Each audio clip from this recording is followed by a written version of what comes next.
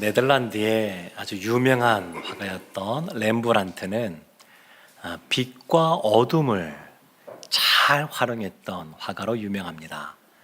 그래서 본인이 드러내고 싶은 주제가 있으면 거기에 빛을 마치 위에서 조명을 내리쬐듯이 빛을 비추고, 그리고 그것을 또 돋보이게 하기 위해서 주변을 굉장히 어둡게 합니다. 대표적인 작품인 야경을 보더라도 여러 사람들이 있지만 특별히 본인이 말하고 싶은 사람은 밝은 빛 가운데 노출시키고, 다른 사람들은 굉장히 어둡게 이렇게 처리를 합니다. 오늘 본문 말씀인 이 에베소서 2장 말씀을 보면 사도 바울이 마치 비슷하게 이 논리를 전개해 갑니다. 그래서 예수님 믿기 이전에 우리가 어떠한 상태에 있었는지를 설명하고, 어두운 부분들을 먼저 설명하고, 그 이후에 그래서 예수님 믿은 사람들, 회심을 경험한 사람들은 어떠한 상태에 있는지를 밝혀주고 있습니다. 1절부터 3절까지는 예수님을 만나기 이전, 회심하기 이전에 이방인들 또 유대인들이 어떠한 상태에 놓여 있는지를 말하고, 4절부터 10절까지는 예수님을 만난 이후, 회심 이후에 그리스도인들이 어떠한 모습 속에 있는지를 우리에게 설명해 주고 있습니다. 다이어트 약 광고하는 데 보면 비포와 애프터, 약 먹기 전에 사진을 딱 찍어 놓고, 그리고 이 약을 먹은 다음에 어떻게 되는지 그 전후를 비교하는 사진들이 있습니다. 성형수술 관련돼서 광고에도 보게 되면 그 전과 후를 딱 이렇게 비교합니다. 어떤 목사님이 이런 말씀하시는 것을 봤는데, 거울을 보다가 자신의 얼굴, 외모, 눈, 코, 입 이런 거 보다가 마음에 들지 않을 때 주민등록증을 꺼내서 거기에 있는 사진을 보라, 이런 말씀을 하시더라고요. 주민등록증에 있는 사진을 보면 이전과 다르게 지금 얼마나 더 세련되는지를 깨달을 수 있기 때문에 그걸 꺼내보라 이렇게 말하던데, 하여튼 비포와 애프터가 있습니다. 우리 인생 가운데 예수님을 만나기 전과 후가 극명하게 다르고, 회심 이전과 회심 이후는 근본적인 변화가 있습니다. 그 사도 바울이 예수님 만난 사람으로서, 회심을 경험한 사람으로서 본질적인 그러한 변화, 근본적인 변화가 어떤 것인지를 우리에게 말해주고 있습니다. 사람들은 대체로 자기 자신에 대해서 긍정적으로 바라보는 시각들이 많습니다. 현대의 그 사조가 굉장히 인간을 긍정적으로 봅니다. 그래서 사람이 지성을 활용하여서 무엇인가 많은 걸 이뤄낼 수가 있고, 또 사람들이 모였단다 할지라도 조직을 잘 갖추고 기범을 잘 만들고 하면 그냥 이 세상에서 잘 살아갈 수 있다, 이런 생각들을 합니다. 밑바탕에 사람은 근본적으로 선하다라고 하는 생각들이 그 밑바탕에 있습니다. 그래서 포스트 모더니즘 이 시대를 우리가 지금 살고 있는데, 그냥 절대 진리가 있는 것이 아니라 너가 하고 싶은 것, 너가 생각하는 것, 그냥 그것을 즐기면서 해라, 이렇게 말하는 것도 보면 그 근간에 사람을 굉장히 긍정적으로 보는 시각이 깔려 있습니다. 근데 성경은 어떠하냐면 사람을 굉장히 부정적으로 봅니다. 처음에 아담을 창조했을 때는 그렇지 않았지만, 아담이 죄를 지은 이후에, 그 사람이 타락한 이후에 종교개혁가들도 사람은 전적으로 무능하고 전적으로 부패했고 전적으로 타락했다, 그렇게 말을 합니다. 아담이 죄를 지은 이후에 태어나는 모든 인류는 그래서 스스로의 힘으로 무엇인가 선한 것을 할 수 없는, 자신의 이 죄의 문제를 해결할 수 없는 그러한 존재로 성경은 말하고 있습니다. 그래서 오늘 1절부터 3절까지의 말씀을 보더라도 예수님 만나기 이전, 회심을 경험하기 이전에 사람들이 어떠한지를 설명해 주고 있는데, 1절 말씀 우리 함께 합독하도록 하겠습니다. 그는 허물과 죄로 죽었던 너희를 살리셨도다. 그는 너희를 살리셨도다 라고 말하는데, 우리 한글 성경에는 다 번역이 안 되어 있지만 이 원문에 보면 그리고 라고 하는 단어가 들어가 있습니다. 이 앞부분에 에베소 1장 23절 말씀에 보면 교회는 그의 몸이니 라고 말하면서 만물 안에서 만물을 충만하게 하시는 이의 충만함이니라 라고 말합니다. 예수 그리스도가 충만히 계신 곳이 교회다 이렇게 말합니다. 그리고 예수 그리스도 그는 너희를 살리셨다 이렇게 말을 합니다. 근데 여기에서 중요하게 우리가 봐야 될 것은 너희는 어떤 존재냐라는 겁니다.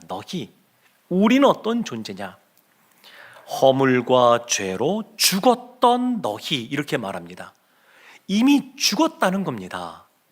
앞으로 죽을 것이다. 이 땅을 삶을 살아가다가 나이가 들고 하나님 부르실 때가 되면 죽게 될 것이다. 이런 육체의 죽음을 말하는 것이 아니고, 여기에서 죽었던, 이미 죽었다라고 하는 것은 영혼의 죽음을 말합니다. 영혼의 죽음. 우리말에도 보면 산송장 그런 표현도 있는데, 살아있는 것 같지만 사실은 죽어있는 그와 같은 영혼의 모습이 있습니다. 죽음이라고 하는 것은 관계의 단절을 의미합니다. 아담이 죄를 지은 이후에 하나님과 늘 소통할 수 있었던 그 관계가 끊어졌습니다. 예수님이 이 땅에 오셔서 십자가를 지신 것은 죄 때문에 그런데, 죄라고 하는 것은 하나님과 우리 사이를 가로막는 겁니다. 하나님과 우리의 사이 관계가 단절되어지게 되고 담이 이렇게 쌓여지게 되었는데, 예수 그리스도의 십자가로 말미암아 그 벽이, 막힌 담이 무너지게 되고, 십자가의 그러한 다리, 십자가의 그러한 길이 연결되어진 것이 바로 십자가의 사랑입니다. 사랑하는 성도 여러분, 죽은 자의 특징이 있는데 그것은 그냥 옆에서 만지고 해도 반응이 없다는 겁니다. 죽은 사람은 소통할 수가 없습니다. 아무리 말을 해도 대화를 할 수가 없습니다. 영원히 죽어 있는 사람이 그와 같습니다. 하나님은 사람을 만드셨을 때에 인격적인 교제를 하기 위해서 만드셨습니다. 그래서 그냥 기계나 로봇처럼 만들지 않으시고 인형으로 만들지 않았습니다. 하나님과 자유롭게 소통할 수 있는 사람을 창조하셨습니다. 그래서 선악과를 먹지 말라 말씀하신 것은 그 선악과를 보면서 하나님이 온 우주 만물을 창조하셨구나, 이것을 늘 기억하고, 사람은 그 창조주 하나님으로 말미암아 지음 바 된 피조물이라는 것을 늘 깨달을 수 있도록 하기 위해서 선악과를 두신 겁니다. 그리고 하나님께서 말하는 그러한 인격적인 교제는 창조주 하나님과 피조물인 우리 사이의 교제라고 하는 것을 분명하게 선악과를 먹지 말라라는 말씀을 통해서 보여주고 있습니다. 화병에 꽃이 꽂혀 있습니다. 보면 그냥 화려하고 그냥 싱그럽게 보이기도 하고 그렇지만, 뿌리로부터, 줄기로부터 이미 끊어졌기 때문에 며칠 지나지 않아서 시들어 버립니다. 예수 믿지 않는 사람은 살아있는 듯 보이나 사실 그 영혼은 이미 죽어 있는 상태입니다.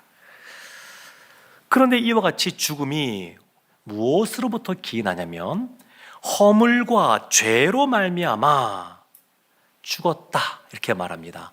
허물은 하지 말아야 될 것을 하는 것이고 죄는 해야 될 것을 안 하는 것이 죄입니다. 어디 보면 출입 금지 구역입니다 라고 해서 이렇게 표시를 한 구역들이 있습니다. 들어가지 말아야 되겠죠? 그런데 관계자도 아닌데 그곳에 들어간다. 허물입니다. 하지 말아야 될 것을 하는 겁니다. 그냥 양궁 선수가 관역을 향하여 쫙 활을 겨누고 쏩니다. 근데 관역을 향해서 날아가지 않고 엉뚱하게 다른 곳으로 날아갑니다.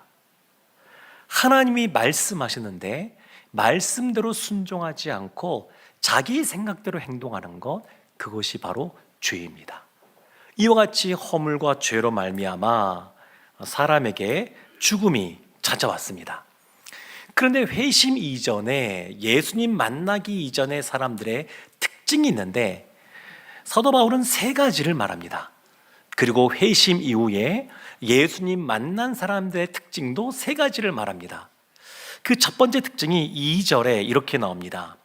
그때에 너희는 그 가운데서 행하여 이 세상 풍조를 따르고, 세상 풍조를 따른다 이렇게 말합니다. 그러니까 예수 믿지 않는 사람들, 회심을 경험하지 않은 사람의 환경이 어떠냐면 세상입니다. 세상의 풍조를 따라가는 겁니다. 물고기가 아무리 커도 죽어 있으면 강물에 내려갑니다. 그런데 아무리 작아도 송사리 같아도 살아있으면 물길을 거슬러 올라갑니다. 그 영혼이 죽어 있으면 이 세상의 영향 가운데 있을 수밖에 없습니다. 세상이 말하는 그러한 가치관에 휩싸일 수밖에 없습니다.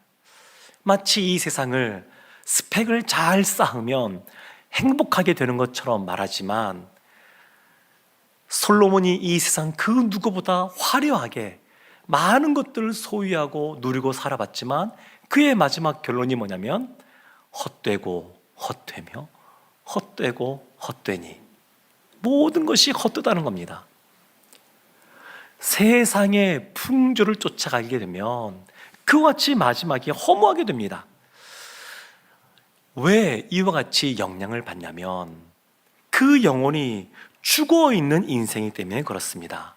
세상의 영향력을 거부할 능력이 없습니다. 죽어 있으니까. 그러니까 회심 이전, 예수님을 만나기 이전의 사람은 세상의 풍조에 따라갑니다. 두 번째 2절 말씀 우리 다시 한 번 더 합독하도록 하겠습니다. 그때에 너희는 그 가운데서 행하여 이 세상 풍조를 따르고 공중의 권세 잡은 자를 따랐으니 곧 지금 불순종의 아들들 가운데서 역사하는 영이라. 이 회심 이전에 있는 사람들 배후에, 세상의 풍조 배후에 무엇이 있냐면 공중의 권세 잡은 자가 있습니다. 공중의 권세 잡은 자가 누구냐면 불순종의 아들들 가운데서 역사하는 영이라고 말합니다. 한마디로 마귀라는 겁니다. 사단이 그 배후에 있습니다. 세상 풍조 배후에 사단이 있습니다. 사단이 배후 세력입니다. 회심 이전에 이 세상을 살아가는 사람들은 세상 속에서 살아가고 그리고 마귀의 그러한 권세 아래 그에게 얽매여 있어서 그의 지배 아래에 있는 사람입니다. 사람은 영적으로 보면 딱 두 부류로 구분이 됩니다. 하나는 하나님의 아들들이고 또 한 부류는 사단의 자녀입니다. 중간이 없습니다. 둘 중에 하나입니다. 하나님의 아들들로 있든지 사단의 종로를 타고 있든지 딱 둘 중에 하나입니다. 예수님 만나기 이전 회심을 경험하기 이전의 사람들은 사단의 권세 아래에 있는 겁니다. 세 번째 회심 이전의 사람들의 특징이 있는데 3절 말씀에 이렇게 나옵니다. 전에는 우리도 다 그 가운데서 우리 육체의 욕심을 따라 지내며 육체와 마음에 원하는 것을 하여 다른 이들과 같이 본질상 진노의 자녀이었더니, 본질상 진노의 자녀인데 육체의 욕심을 따라간다는 겁니다. 육체 욕심. 그 마음에 있는 것이, 생각에 있는 것이 말로 나오고 행동으로 나오게 되는데, 그 마음 안에 어떠한 것이 가득 차 있냐면 육체의 욕심이 가득 차 있다는 겁니다. 이것은 단순히 그냥 자고 싶다, 먹고 싶다, 이런 욕구를 말하는 것이 아닙니다. 갈라디아서 말씀 보게 되면 이 육체의 욕심이 무엇이냐? 음란한 것, 우상 숭배를 하는 것, 관계를 깨뜨리는 것, 교만한 것, 이런 것들을 말합니다. 육체의 욕심이 있습니다. 인간의 타락한 그런 성품으로 인한 부패성이 있습니다. 부패함이 있습니다. 이것이 예수 믿기 이전에 회심을 경험하지 않은 사람의 모습입니다. 예수 믿는 사람은 제자라고도 말할 수 있는데, 제자는 한마디로 말하면 자기를 부인하고 자기 십자가를 지는 사람입니다. 근데 우리가 다 알지 않습니까? 삶을 살아갈수록 자기를 부인한다고 하는 것 참 어렵습니다. 나이가 들어가면서 오히려 말수를 줄이고 다른 사람 말에 귀를 활짝 여는 것 굉장히 어렵습니다. 그런데 자기를 부인한다라고 하는 것은 생각이나 말이나 행동이 유연해지는 겁니다. 겸손해지는 겁니다. 왜 그럴까요? 우리의 삶을 인도하시는 분은 주님이라는 것을 인정하는 겁니다. 주되심을 인정하는 겁니다. 내가 약한 듯 하나 결국 강하게 하실 분은 하나님이라는 것을 인정하는 겁니다. 그러니까 어떤 모임에서도 자기 목소리를 그렇게 높이지 않습니다. 진리의 문제가 아닌 이상 그것에 대해서 내 뜻대로 해야 된다, 목소리를 높이지 않습니다. 그래서 세상 사람들이 모여있는 곳을 보게 되면 사단 자체가 분열의 영이기 때문에 각자 자신의 목소리를 높이고 그러면서 분열이 나타나게 됩니다. 그것이 특징입니다. 예수님 만나기 이전에, 회심 이전의 사람은 세상 가운데 있고 마귀의 그러한 권세 아래 있고, 그리고 이 마음의 성향이 육체의 욕심으로 가득 차 있습니다. 반면에 회심 이후의 그리스도인들, 예수님 만난 사람은 어떠냐? 4절 말씀 우리 함께 합독하도록 하겠습니다. 긍휼이 풍성하신 하나님이 우리를 사랑하신 그 큰 사랑을 인하여. 4절 말씀에도 앞에 생략되어 있는 단어가 있는데 원문에는 그러나라는 단어가 들어있습니다. 그러나, 대조입니다. 회심 이전의 사람들 비포가 있었는데, 그러나 애프터, 이제부터는 다른 모습이 나타나게 됩니다. 주어가 하나님이 라고 나옵니다. 하나님이, 너희, 우리가 아니라 하나님입니다. 하나님. 사람이 주어가 아니라 이제 4절부터는 하나님이 주어로 등장합니다. 주대심입니다. 주대심. 우리 교회가 늘, 또 제가 늘 기도하고 갈망하고 추구하는 것은 크게 두 가지 방향인데, 하나가 하나님의 영광이고 하나가 주대심입니다. 그래서 목회 철학, 목회 비전이라고 할 수 있는 우리 교회 사명 선언문에도 이것이 나옵니다. 우리 교회 사명 선언문에 새순교회가 먼저 나오지 않고 하나님의 영광을 위하여 새순교회는 이렇게 나옵니다. 문법적으로 보면 주어인 새순교회가 앞에 있는 것이 맞는데 이것을 강조하기 위해서 도치시킨 겁니다. 그래서 하나님의 영광을 위하는 교회, 무엇을 하든 하나님의 영광을 위하는 교회. 그래서 하나님의 영광을 위하여 우리 교회, 우리 세승교회는 첫째, 하나님을 경험하고, 둘째, 말씀대로 살아가며, 셋째, 민족과 열방에 하나님 나라를 드러내는 평신도 사역자 세움을 추구한다, 이렇게 하고 있습니다. 말씀대로 살아간다라고 하는 것은 때로는 우리가 의지를 가지고 말씀대로 살아내는 것도 포함합니다. 평신도 사역자 그러면 오해하시는 분들이 좀 있는데, 평신도 사역자는 우리가 부서에서 위원회에서 평신도가 무엇인가 결정하고 일을 추진해 간다, 이런 의미가 아닙니다. 그것이 아니고 제자라는 뜻입니다. 제자라 그러면 우리 성도님들 중에서 그런 분들이 계십니다.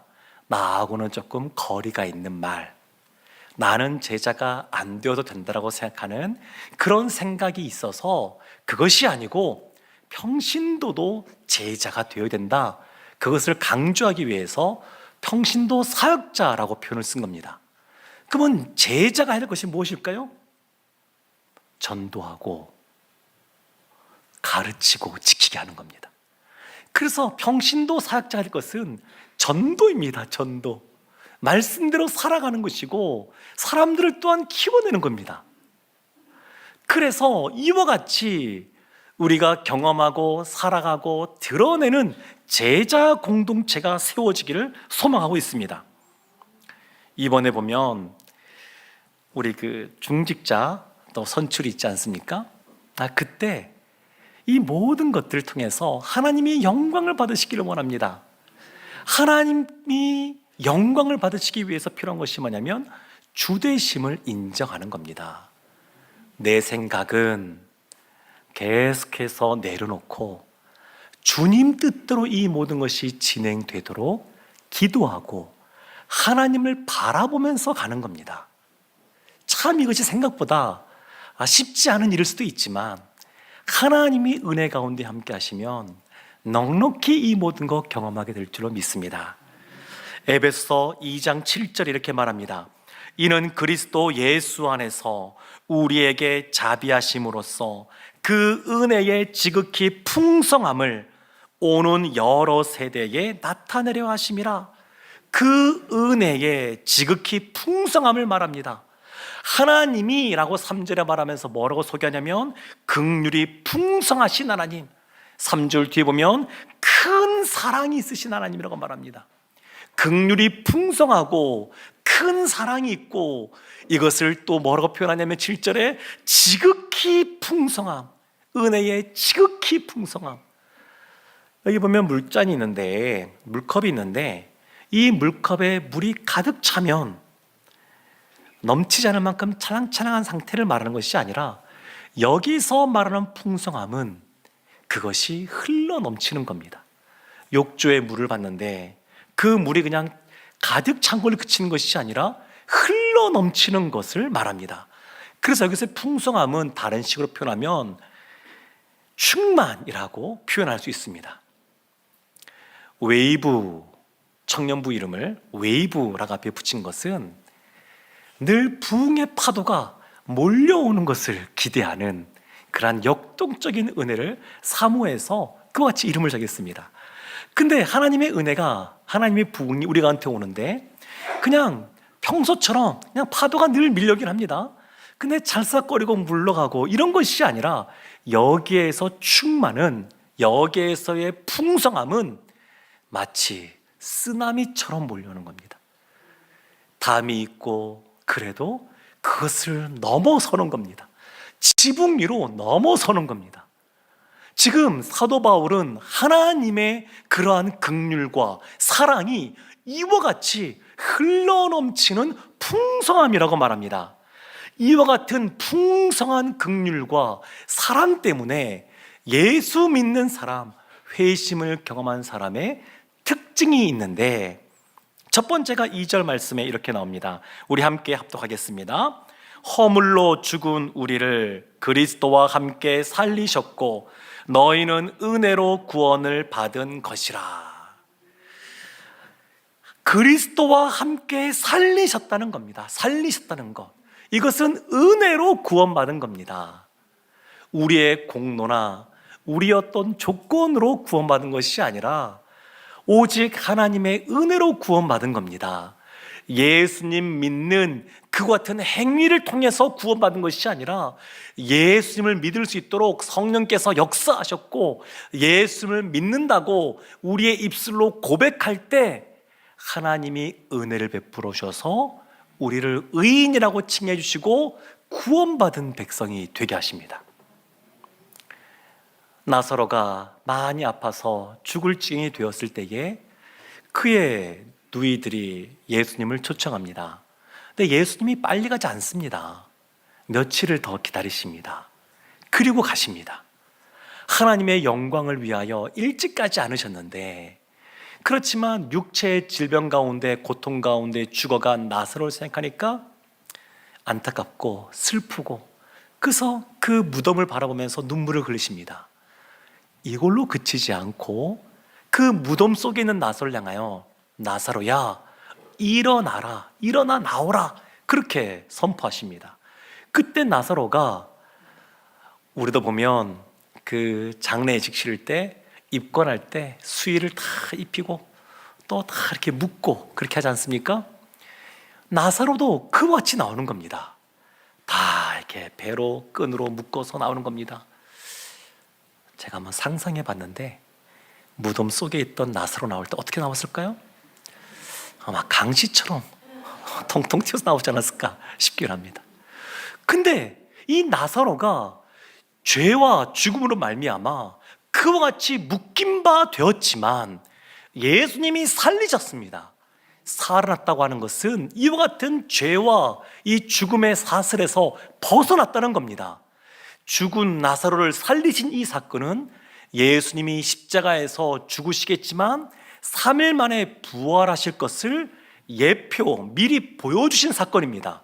뿐만 아니라 이 사건은 오늘날 예수를 믿는 우리가 어떻게 구원을 받았는지를 보여주는 사건입니다. 나사로가 살아남에 있어서 무엇 한 것 있습니까? 아무것도 없습니다. 아무것도 한 것 없었습니다. 예수님이 찾아오셨고 예수님이 능력의 말씀으로 선포하여서 살아난 겁니다. 구원이 그런 겁니다. 아무것도 아닌 우리, 구원받을 조건 아무것도 없는데, 그런데 하나님이 긍휼이 크셔서, 사랑이 크셔서 흘러넘치는 충만함으로 우리를 찾아오셔서 은혜의 선물을 주신 겁니다. 그래서 그리스도와 함께 살아났다고 하는 것, 이것이 은혜입니다. 예수 믿는 사람, 회심을 경험한 사람은 다 그리스도와 함께 살아났습니다. 2장 6절 말씀 우리 함께 보겠습니다. 또 함께 일어난 기사 그리스도 예수 안에서 함께 하늘에 앉히시니, 두 번째, 세 번째 특징이 이건데, 함께 일으키셨고 함께 하늘에 앉히셨습니다. 살아나서 일으키시고 하늘 가운데 있게 하셨습니다. 우리는 이 세상을 살아가지만 이 땅의 시민권자가 아니라 빌립보서 말씀 보면 하늘의 시민권자라고 말합니다. 이미 이 땅을 살아가지만 하늘에 속한 사람이 되었습니다. 얼마나 큰 은혜입니까? 은혜로 구원받았고 하늘에 속한 사람이 되었습니다. 이 말씀들 보게 되면 두드러지는 말씀이 함께라는 단어입니다. 함께. 그리스도와 함께 살리셨고 그리스도와 함께 일으키셨고 그리스도와 함께 하늘에 앉히셨습니다. 예수님이 걸어가신 그 길, 우리도 마치 예수님과 운명 공동체처럼 엮여 있어서 예수님이 행하신 그것을 우리도 행하고 누리고 있습니다. 예수님이 하늘 보좌 우편에 계시다고 하는 것, 권세가 있다는 것인데, 그래서 하나님의 자녀들도 이미 권세를 받은 줄로 믿습니다. 사랑하는 성도 여러분, 혹시 엘리베이터를 타거나 에스컬레이터를 탈 때 무슨 생각하십니까? 주로 어떤 행동하십니까? 무슨 말을 하십니까? 엘리베이터나 에스컬레이터 탈 때 아무것도 안 해도, 아니면 이런저런 생각, 좋은 생각, 나쁜 생각 할 것 없이 뭐 어떤 생각을 하든, 아니면 무슨 말을 하든 상관없이, 관계없이 내가 타고만 있으면 올라갑니다. 목적지에 도착합니다. 하나님의 은혜가 이와 같습니다. 우리가 은혜 받을 만한 그러한 조건이 아무것도 없습니다. 뭐 하나 내세울 것 없습니다. 그런데 하나님이 우리의 연약함과 부족함 속에서도 때로는 살아가면서 불평과 불만을 터뜨리기도 하고 믿음 없는 모습을 보여줌에도 불구하고 하나님은 우리를 구원의 엘리베이터 안에 태워놓으셨고, 하나님께서 결국 우리를 영광의 자리로 인도할 줄로 믿습니다. 사도 바울이 에베소 1장에서 했던 것이 뭐냐면 성부, 성자, 성령 하나님을 찬양하는 것이었습니다. 그 이후에 감사하며 기도하는 것이었습니다. 하나님을 찬양하고 하나님께 감사하며 기도할 때에 무엇이 나타나냐면 하나님의 큰 능력이 우리와 함께 하십니다. 요한계시록 2장 보면 에베소 교회가 나옵니다. 예수님께 첫상을 벌였다는 책망을 듣습니다. 근데 모든 교회가 책망을 들은 것이 아닙니다. 서머나 교회, 빌라델베 교회 칭찬만 들었습니다. 사랑하는 성도 여러분, 어떻게 하면 그렇게 할 수 있을까요? 하나님께서는 우리에게 이미 하나님의 큰 능력으로 하겠다고 약속해 주셨습니다. 하나님께 찬양하며 하나님께 감사의 기도를 드리며 하나님께 나아가면 하나님이 그 크신 능력으로 우리를 붙잡아 주시고 우리를 통해서 놀라운 영광의 풍성함을 누리게 하실 줄로 믿습니다.